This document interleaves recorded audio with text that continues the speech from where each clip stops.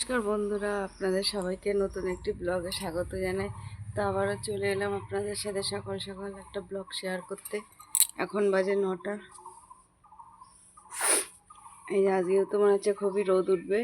আজকেও তো আমাদের আবার চাঁদপাড়া যেতে হবে ছেলেকে নিয়ে নবোদয়ের ক্লাসে। তাই কালকেই দেখুন রাত্রিবেলায় বিকেলবেলায় ছেলে স্কুল ড্রেস আর কয়েকটা জামা প্যান্ট ভিজিয়ে রেখেছি, কারণ সাদা ড্রেসটা একদিন পরে এত নোংরা করেছে, পুকুরের জল এনে ভিজিয়ে রেখেছি। আর রান্নাবান্না শুরু হয়ে গেছে। এতে আছে ভাত, এটা হচ্ছে ফার্স্ট টাইম আজকে খাবো ওলকপি ঘন্ট। ওলকপিটা দেখলাম খাওয়া যায়, তো ওলকপি ঘন্টটা করে রেখেছি।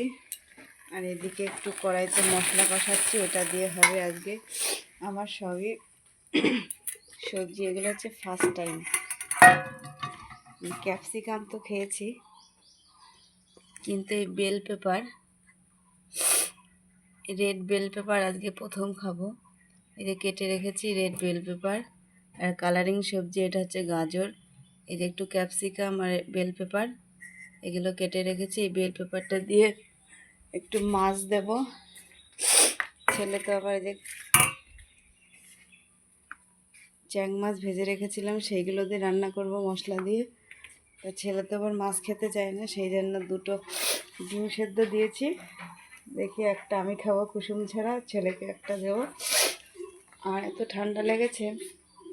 আর টিফিনের জন্য একটু চিড়ে ভিজিয়ে রেখেছি। চিড়েটা দিয়ে ওই গাজর কেটেছি, ক্যাপসিকাম আর এই বেল পেপার, এইগুলো দিয়ে একটু পোহা বানিয়ে নিয়ে যাব, ওই টিফিনে খাবে। কারণ 2টোর থেকে ক্লাস হয় 5টা পর্যন্ত, তো তারপরে বেরিয়ে আবার আমাদের বাড়ি আসতে আসতে 6:30 বাজে। আর বেরোতে হবে 11:30টার সময়, বেরিয়ে যেতে হবে, কারণ 11:50 ট্রেন। আবার বনগাঁয় গিয়ে অনেকক্ষণ দাঁড়িয়ে থাকতে হবে, বসে থাকতে হবে। বনগাঁয় গিয়ে সে 12:47 ট্রেন ছাড়বে, ততক্ষণ দাঁড়িয়ে থাকতে হবে। তাই আজকে আমার সবই হচ্ছে ফার্স্ট টাইম খাবো সেই সব সবজি। বেল পেপারটা আমি এখনও খাইনি, আজকে প্রথম টেস্ট করব কেমন লাগে।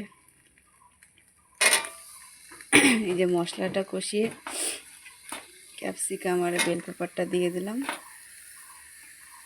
এই মশলার ভেতরে আছে পেঁয়াজ, আদা, একটু রসুন, জিরে, লঙ্কা তো খায় না, তা আজকে একটুখানি লঙ্কা ছিল, দুটো পাকা পাকা লঙ্কা, সেটা দিয়ে দিয়েছি। এর মধ্যে দুটো গাজর দিয়ে দিই, ভেবেছিলাম দেবো না, দিয়ে দিলাম। এটা মাছ দিয়ে রান্না হবে। তো আপনাদের যদি ভিডিওটা ভালো লাগে প্লিজ লাইক করবেন, কমেন্ট করবেন, শেয়ার করে দেবেন আর আমাদের পাশে থাকবেন। দেখা হবে খুব শীঘ্রই নতুন একটা ব্লগে।